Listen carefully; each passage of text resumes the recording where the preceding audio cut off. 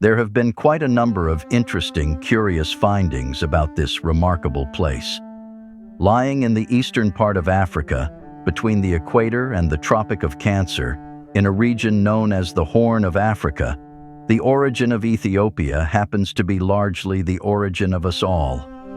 Nelson Mandela once said, "Ethiopia always has a special place in my imagination," and the prospect of visiting Ethiopia attracted me more strongly than a trip to France, England, and America combined.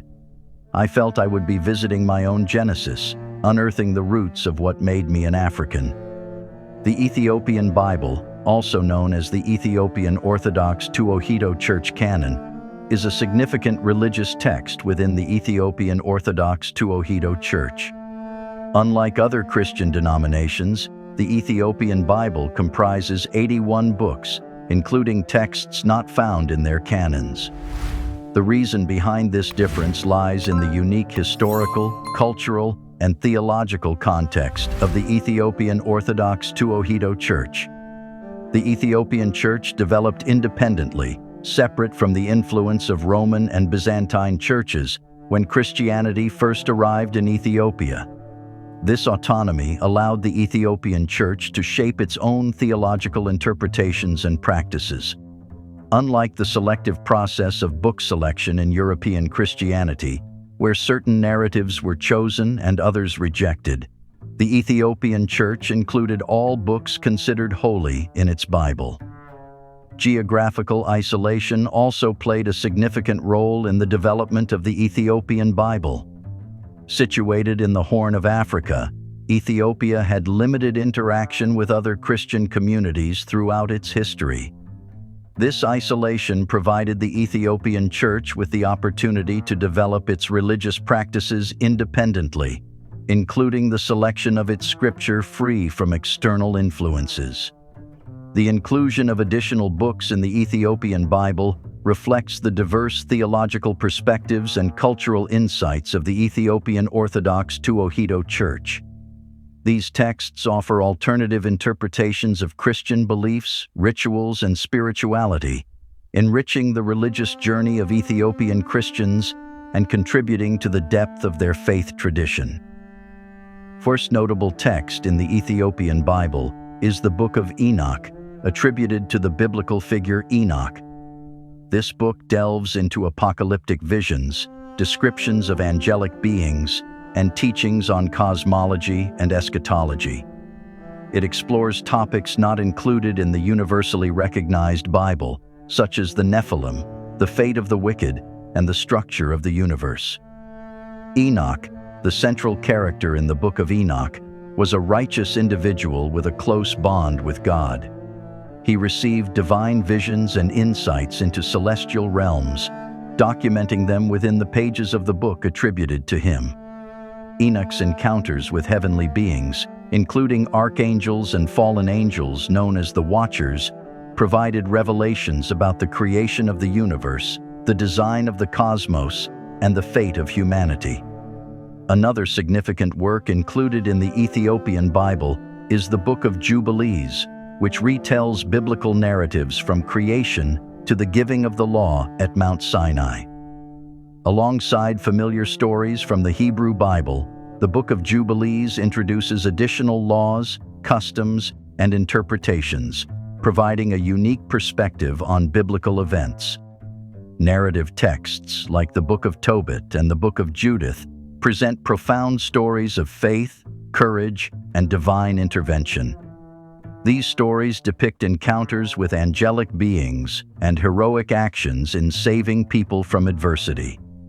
Additionally, the Ethiopian Bible contains prophecies concerning the end times, the return of Jesus Christ, and the fate of nations and civilizations. These prophecies offer insights into historical events, emphasizing the significance of moral uprightness and spiritual righteousness in shaping destinies. Despite its rich history and authenticity, the Ethiopian Bible often goes unrecognized and is not considered part of the canonical holy texts in many mainstream Christian traditions. Efforts to discredit and overshadow its significance raise questions about marginalization and neglect. The reasons behind the banning of the Ethiopian Bible can be attributed to the challenge it posed to the authority of the European Church and the political factors that prioritize power over spiritual growth. In conclusion, the Ethiopian Bible holds a wealth of knowledge and insights that expand Christianity's reach beyond Europe, making it a global religion. Its inclusion of additional books, diverse perspectives, and cultural insights contributes to the religious and spiritual enrichment of Ethiopian Christians. The Ethiopian Bible offers a unique lens through which to explore biblical events, prophecies, and the depth of the Christian faith. Has something this unusual ever occurred to you before that doesn't make sense, is bizarre and hard to believe, just like in a treasure hunt movie? Regardless, you appear to have landed on the Chronicles of Black Channel, and rest assured, this is no fiction. Please think about subscribing and sharing our videos if you like them. The Bible of Ethiopia has some of the most enigmatic and contentious passages in human history. The whole country is shrouded in mystery, but that's for another day. Ethiopia, the only African nation to have escaped colonization, is rightfully proud of its status as the birthplace of one of the world's oldest civilizations. So one of Noah's sons, Ham, is considered its progenitor in Jewish tradition. But for the sake of this discussion, let's ignore Ethiopia overall and focus on its resources. Some of the oldest Bible scrolls ever discovered were discovered in Ethiopia. These scrolls predate even the renowned King James Version. In addition to the 66 books included in the King James Version, the Ethiopic Bible has an additional 88 books. You won't find these books in any other Bible save the one that is exclusive to this Christian faith. The New Testament and the Old Testament are both included in these scrolls, along with additional manuscripts that have not been found before. What makes these scrolls so intriguing is that they existed in Ethiopia before the advent of Christians in the 4th century. By the 4th century, Christianity had taken root in Ethiopia. Christians in Ethiopia have enjoyed relative peace and safety for many years, in contrast to other countries where Christianity was introduced. In the middle of the 6th century, Egyptian historian, explorer, and monk Cosmos Indico traveled to Ethiopia and saw firsthand the Christian population's devotion to their faith. After fleeing persecution in non-Christian kingdoms and empires, he saw the monarchs and queens welcome a flood of Christian migrants. Christians have been worshiping among certain Ethiopian tribes for almost 3,500 years. This was once known as though. Contrary to popular belief, the Ethiopian Orthodox Church was the first Christian organization in the globe before the Catholic priesthood. Furthermore, Ethiopia is home to the world's earliest illustrated Christian book. This ancient Ethiopian manuscript was found at a monastery on a mountain in Ethiopia in 2010. It includes a passage of the Gospels written in the language known as Gwais. According to the Kapernagast, a highly esteemed sacred book in Ethiopia, the Queen of Ethiopia, who was also known as Queen Sheba in the Bible, journeyed to Jerusalem in the 10th century BC to seek wisdom from King Solomon. Although this did take place, the Bible remains silent on Menelik, the son of the two kings, who was reinstated to Ethiopian emperorship upon his return there by Queen Sheba. This is how truly old this place called Ethiopia is, which brings about us using the term the mystery giant for it. Ethiopia was home to the most ancient kingdom in Africa, one of the first monarchies in the world. It is the sole African country to possess an alphabet more than 2,000 years old. It is the only country on the continent to have maintained independence in the face of European colonizers. However, here's the very nucleus of this video. Hidden within the Ethiopian borders lies a controversial and little-known story that has captivated scholars and historians for centuries. This is the story of the Ethiopian Bible, a sacred text that has been banned and suppressed by various rulers and religious authorities throughout history, but very actively used in the Ethiopian Orthodox Church until today. The region, Ethiopia, was home to some of the earliest known civilizations in Africa, including the Kingdom of Dumpt and the Kingdom of Aksum. One of the most important periods in Ethiopia's history was the rise of the Kingdom of Aksum, which emerged around the 1st century AD. Aksum was a powerful and influential kingdom that controlled much of the Horn of Africa and traded with civilizations as far away as Rome and India. The kingdom was known for its advanced architecture, including the famous obelisks of Aksum, as well as its adoption of Christianity as the state religion in the 4th century AD.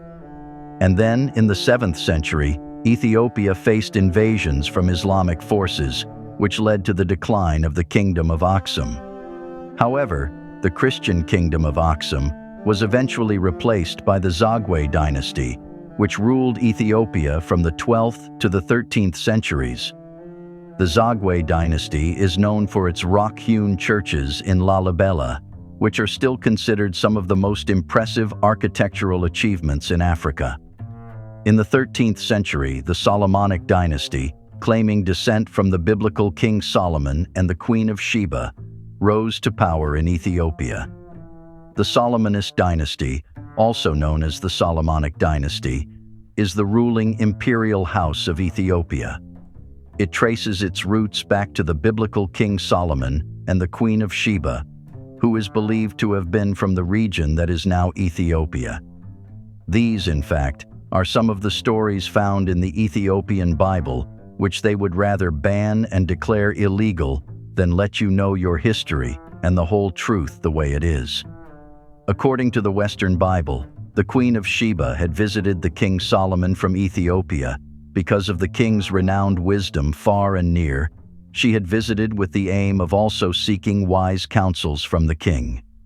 With her came many gifts. It was stated precisely in 1 Kings chapter 10 that the Queen of Sheba is a seeker of truth and wisdom, and she has heard that King Solomon of Israel is a very wise man.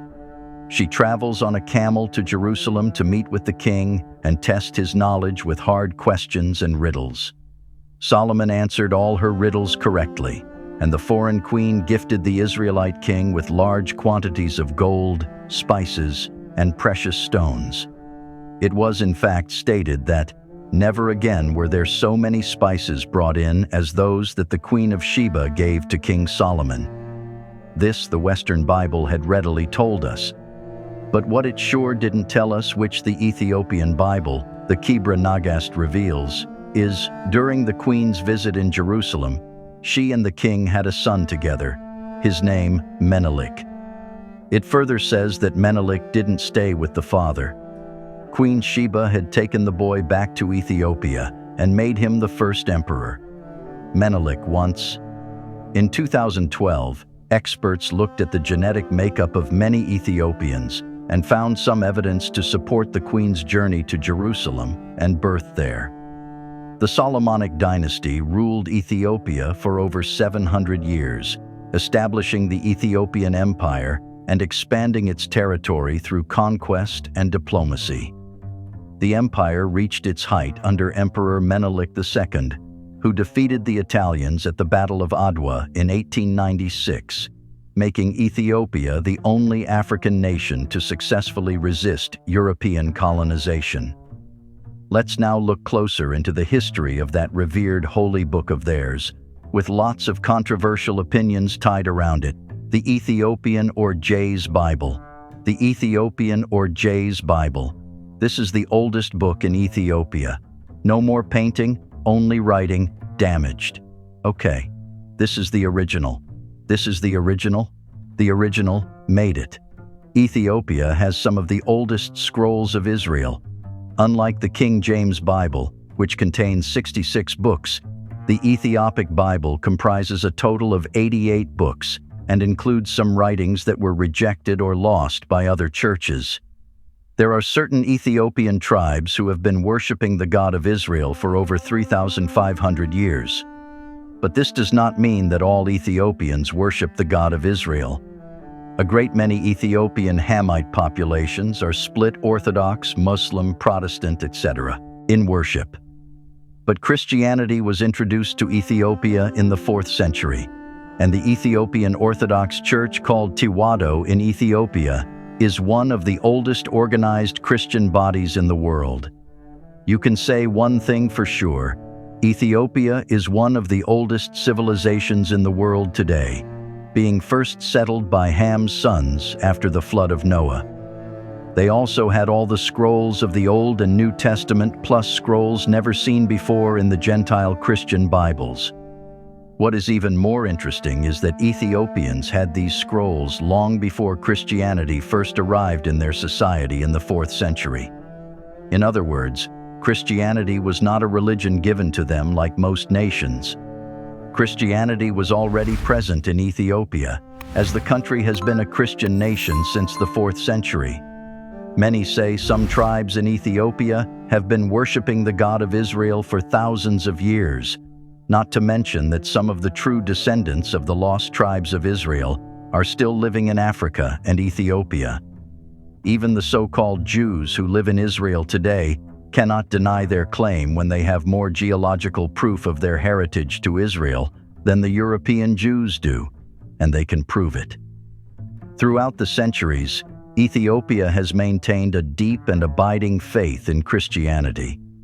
This faith is rooted in the Ethiopian Bible, also known as the Ethiopian Orthodox Tewahedo Church Canon, a collection of religious texts used by the Ethiopian Orthodox Church. It includes the books of the Old Testament, as well as several additional books not found in the traditional Western Christian Bible. These additional books are known as the deuterocanonical or apocryphal books, and are considered canonical by the Ethiopian Orthodox Church. The Ethiopian Bible is written in Ge'ez, an ancient Semitic language, and also has a long history that has been passed down through the generations. In the process of social incorporation and identity formation, indigenous learning plays a crucial role as a transmitter of social rules and values. Until the introduction of modern education towards the end of the 19th century, the Ethiopian Church was responsible for literacy, social values, and identity. The earliest evidence of Christianity in Ethiopia dates back to the 4th century, when the Ethiopian king, Izana, converted to Christianity. This conversion was followed by a period of growth in Christianity throughout the region. During this period, the early church fathers translated the Bible into the Ge'ez language, allowing the Ethiopian people to read and study the Bible in their own language. The translation of the Bible was not completed until the 8th century, when the monk Abba Pantaleon completed the translation from Greek into Ge'ez. The Bible was then divided into 2 books. The larger book, known as the Kebra Nagast, contains the Old Testament, and the smaller book, known as the Fayathonagast, contains the New Testament. The Ethiopian Bible has gone through several revisions over the centuries. In 1630, the Bible was revised for the first time in over 500 years. This revision was undertaken by the scholar Abba Bari, who was tasked by the Emperor Johannes the Roent with updating the translation. Abba Bari's revision was the first major revision of the Bible since its original translation, and it helped to bring the Bible up to date with modern language and understanding. Interestingly, the Ethiopian Bible has played an important role in the history of Ethiopia and its people. It has been a source of guidance and comfort for generations of Ethiopians, and it remains a vital part of their spiritual and cultural identity. It also continues to be a source of strength and inspiration for the Ethiopian people. Now let's get to why the much-revered Bible was banned. The Ethiopian Bible was banned for several reasons, primarily by European colonizers and missionaries during the 19th and 20th centuries. One of these reasons is as a result of doctrinal differences. During the colonial period, European missionaries and scholars began to study and translate the Ethiopian Bible, which contained texts that were not included in the traditional Christian canon. As they became more familiar with the Ethiopian Bible, they began to question its authenticity and its theological implications. The Ethiopian Bible, as we earlier stated, contains several books that are not found in the Protestant or Catholic Bibles, known as the Apocrypha or Deuterocanonical books. These books were considered non-canonical by European Christian denominations. Some European scholars argued that the texts in the Ethiopian Bible were not consistent with mainstream Christian beliefs and should not be considered part of the biblical canon. European colonial powers, such as Italy during its occupation of Ethiopia in the late 19th and early 20th centuries, sought to suppress the Ethiopian Bible and promote their own versions of Christianity. They viewed the Ethiopian Orthodox Church and its sacred texts as obstacles to their efforts to control and Christianize the Ethiopian population. The European missionaries and scholars dismissed the Ethiopian Bible as inferior to the Bible used by Western Christian denominations. But actually, this is funny, because the Bible was never really the cultural history of the Westerners, but of the Ethiopians in the first place, of the blacks. So it was never the choice of the Westerners, nor is it in their authority to choose or decide what is valid or not biblically. Nonetheless, they criticized the content, language, and interpretations of the Ethiopian biblical texts. The Bible was further marginalized and excluded from mainstream discussions of biblical scholarship and religious studies in Europe, and was not given the same level of recognition or respect as the Bible used by Western Christian denominations. Another reason for banning the Ethiopian Bible is due to Europeans' desire to control and dominate the Ethiopian territory. The European colonizers, particularly the Portuguese, sought to exert control and domination over the Ethiopian people. By banning the Ethiopian Bible, they aimed to suppress the indigenous culture and traditions of the Ethiopian people and impose their own cultural and religious practices. They viewed the Ethiopian Bible as a symbol of resistance to their authority and saw it as a threat to their efforts to convert Africans to Christianity and impose their own cultural and religious beliefs. The clamor for the Ethiopian Bible's ban was an attempt to undermine Ethiopians' traditional teachings and customs. This was done through missionary activities and the establishment of European-controlled churches and schools, which aimed at promoting European values and ideologies over those of the Ethiopian Orthodox Church. Hence, banning the Ethiopian Bible was a way to assert control over the Ethiopian Orthodox Church and its followers. Furthermore, missionary activities also necessitated the banning of the Ethiopian Bible. European missionaries viewed the Ethiopian Orthodox Church as a rival to their own efforts to convert the Ethiopian population to Christianity. The missionaries, particularly those from the Roman Catholic and Protestant traditions, viewed the Ethiopian Bible with suspicion and strove to suppress its use among Ethiopian Christians. They believed that the inclusion of apocryphal texts in the Ethiopian Bible was heretical and sought to impose their own versions of the Bible on the Ethiopian Christian community. In addition to the reasons, the Ethiopian Bible banning was also influenced by political power dynamics in Ethiopia. European powers, particularly during the colonial period, sought to exert influence over Ethiopia and its religious institutions in order to further their own political and economic interests. The tactic used by Europeans was to support rival factions within the Ethiopian Orthodox Church in order to create division and weaken the Church's authority. This was often done by backing certain bishops or clergy members who were more sympathetic to European interests and undermining those who were seen as more resistant to outside influence. Furthermore, European powers desired the control of key positions within the Ethiopian government and exert pressure on the ruling monarch in order to gain leverage over the Church. By manipulating political power dynamics in this way, Europeans were able to weaken the Church's autonomy and influence. We can summarily say that the banning of the Ethiopian Bible was as a result of the influence and power of European missionaries in Ethiopia, who sought to impose their own religious beliefs and practices on the Ethiopian Christian community. This led to the marginalization and suppression of the Ethiopian Bible, which continues to be a source of controversy and debate among scholars and theologians. In the 19th and early 20th centuries, European missionaries and scholars lobbied for the banning of the Ethiopian Bible, arguing that it was heretical and should not be circulated among Christian communities. They actively worked to ban the Ethiopian Bible and replace it with their own translations of the Bible. They pressured Ethiopian rulers and church leaders to adopt their versions of the Bible and to suppress the use of the Ethiopian Bible. This pressure eventually led to the Ethiopian Bible being banned by the Catholic Church in the early 20th century. Banning of the Ethiopian Bible was a way to undermine the authority of the Ethiopian Orthodox Church and promote European missionaries' own brand of Christianity.